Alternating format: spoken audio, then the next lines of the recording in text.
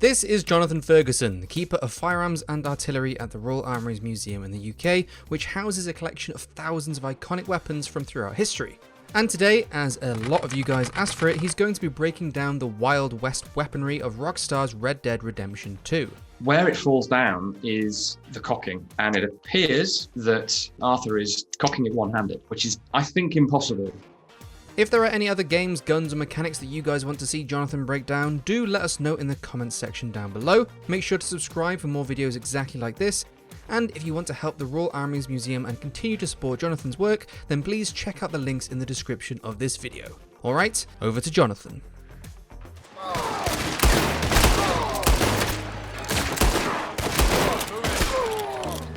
The most cowboy gun ever, I think, the Single Action Army Colt.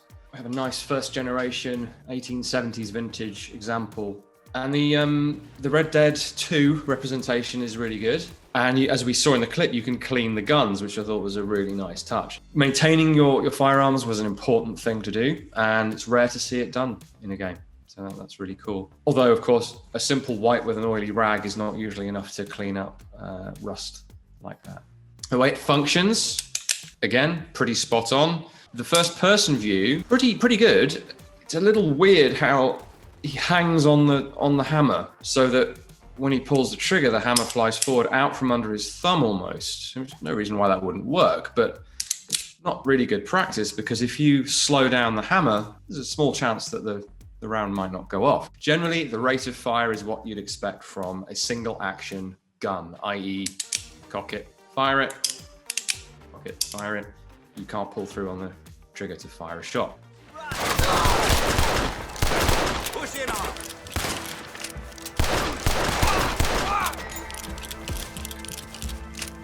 Okay, pause there.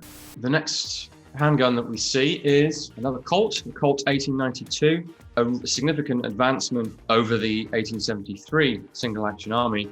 The main change being to adopt double action operation. What we see in the gameplay where the player is pulling through on the trigger, I'll just do that once with this, cocks and fires it with one shot. The trigger's a lot heavier in double action mode, which causes the front sight to move, whereas single action fire moves around a lot less. It's more accurate, it's more dependable. What we see in the gameplay is probably not enough shot dispersion. And in terms of balancing the guns for gameplay, it seems like they could have balanced better. Like if you lock the player into firing double action, this should be fast but inaccurate. This should be slow and slow to reload, but more accurate. You pay your money, take your choice.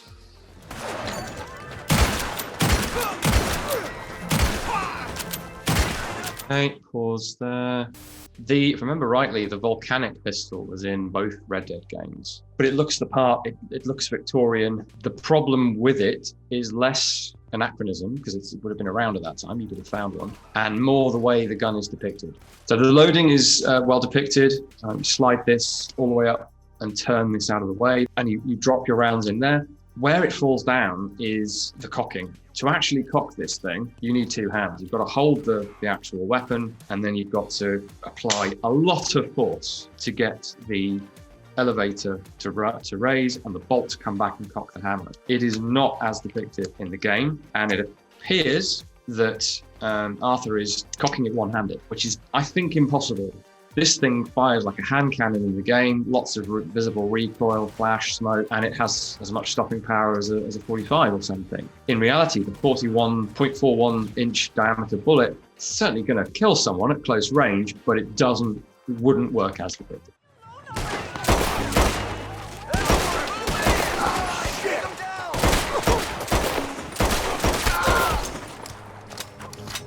Okay, pause.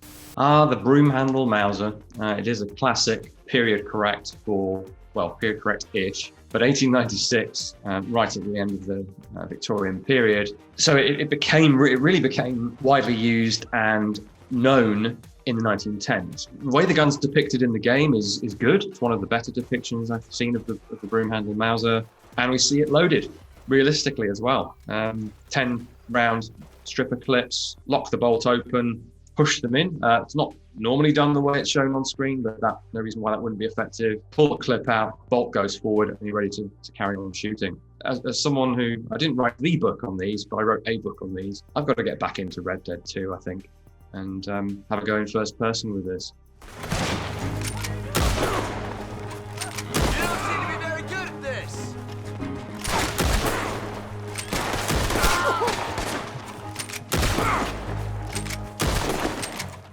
This is the Henry rifle, the predecessor to the Winchester, first available in 1860, so well before the period of Red Dead 2. The main difference, as we see from the reload animation, is the volcanic style reloading. So you pivot the front of the magazine around the barrel, you drop the cartridges down the tube, ideally not vertically, because it is in theory possible for them to set each other off as one slams into the one that you've already dropped in, and that will blow the gun up, which is not good. The capacity of the tube was 15 rounds. This has 16. You can get 16 in a Henry rifle by loading either one round or the full complement, cycling around into the chamber, and then topping it off by one round. Common mistake video games make is looking at the +1 capacity, which is where you do that and get +1 in the chamber, and applying it to the gun when it starts out. Okay, you might have topped it off, but even when you reload, you end up with the full possible complement, in this case of 16 rounds. Doesn't really matter, but it's a detail that you might notice. A leap ahead in 1860, bit old-fashioned by this time.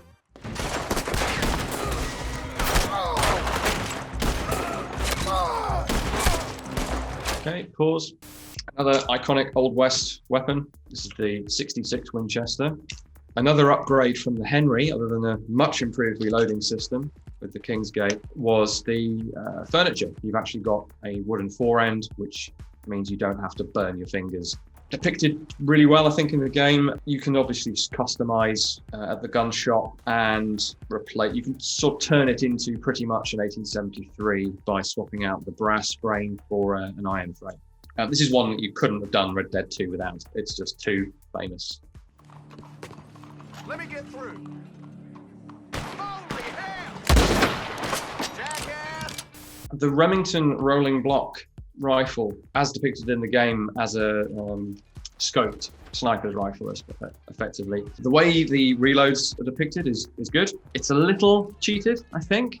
Correct me if I'm wrong, but now that I'm seeing it in first person, you can't just bring back the whole breech block and hammer at the same time. You have to cock the gun, thumb back the breech, cartridge into the breech, and then close the breech, and then fire the shot. Whereas what appears to happen in the game, you just somehow pull the whole thing back in a wanna, as we say in the UK. So that's not quite correct. Otherwise, though, it looks good. It has the sort of meaty report and hit effects, if you like, of a big, powerful rifle, as it should.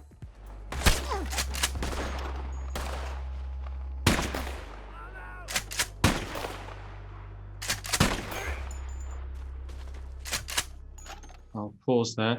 This is an interesting gun to include, and I think a good gun to have included in Red Dead 2. As the name in the game implies, the Varmint rifle is very much a farm ranch tool. What you probably wouldn't do with it is defend anything with it. It's chambered in a series of 22 calibers, all of which are very small, so the damage each shot is going to cause is going to be less. The way that's depicted in the game is fine. People take multiple hits before they go down. Problem from my perspective is there are plenty of other much more powerful weapons in the game where the same thing happens. I'd have preferred more of a gap between something in 22 and something in, say, 45 in terms of the visible effects of damage.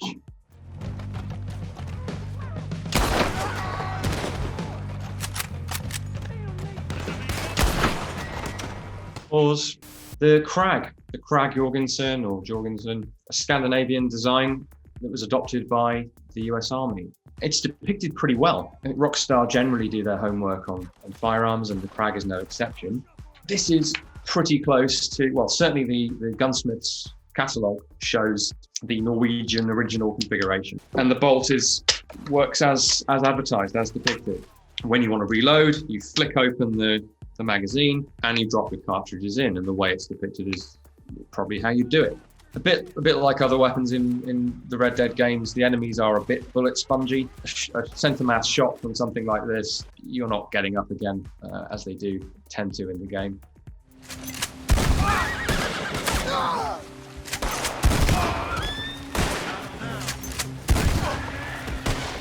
Pause there. It's just occurred to me that I don't think I've ever seen a pump-action shotgun in a Western. And in fairness, this is another very late in the day weapon for the classic Western. 1897, we see the Winchester. 1897. Probably, well, one of the first really capable 12-gauge pump-action shotguns, tube magazine, with a couple of things stick out when you open the action on this that aren't necessarily there on modern pump actions, and that's depicted correctly in the game. Gives you some interesting options in a Western game to be able to essentially tool around like an action hero. The effects that are shown are pretty realistic for a game. We're used to seeing lots of widespread shots, devastating at very close range, tickles the enemy at distance, whereas this thing is shown to have some pretty effective range and a much tighter pattern of shot that just causes a lot of damage.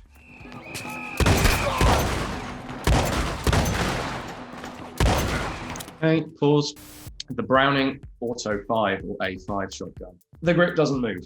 It is a self-loading shotgun, as it's shown to be in the game. This is a classic case of how can we have a period set game that still has some cool modern weapons in it. Turns out the Auto 5 shotgun was first invented in 1898, just squeaks into Red Dead Redemption's 1899 timeframe, but so many of what we now think of as modern firearms are around by 1899. It's a 12-gauge shotgun that fires as fast as you can pull the trigger, and another pretty well represented model in the game.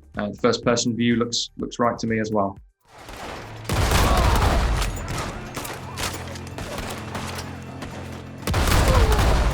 The Remington Model 1889, one of many double-barreled, what we call hammer guns, because they have hammers on them, external hammers rather than internal firing mechanisms. Now, this is one that we haven't got. What I've grabbed instead, a British equivalent that's quite highly decorated. The hammers are interesting from a nerdy gun gamer point of view because of the reloads. So we saw this very graphically with the dual wield of the sort of sawn-off version of this or that, where we're somehow able to not only open the gun and load both chambers with the other hand full, which is difficult enough, very Doom 2, fudge the reload, where are the cartridges coming from? We've also got the hammers to worry about. Now, those do not cock themselves. You have to open it up, remove the empties if it doesn't have an ejector, thumb in 2 new cartridges, close it up, cock one barrel, cock the other barrel, and then you're ready to proceed. They've cheated it in the game, I think, just out of frustration factor. So it's another iconic Old West type of firearm. The fact that they've gone with the Remington is just the choice they've made, probably because it looks really cool.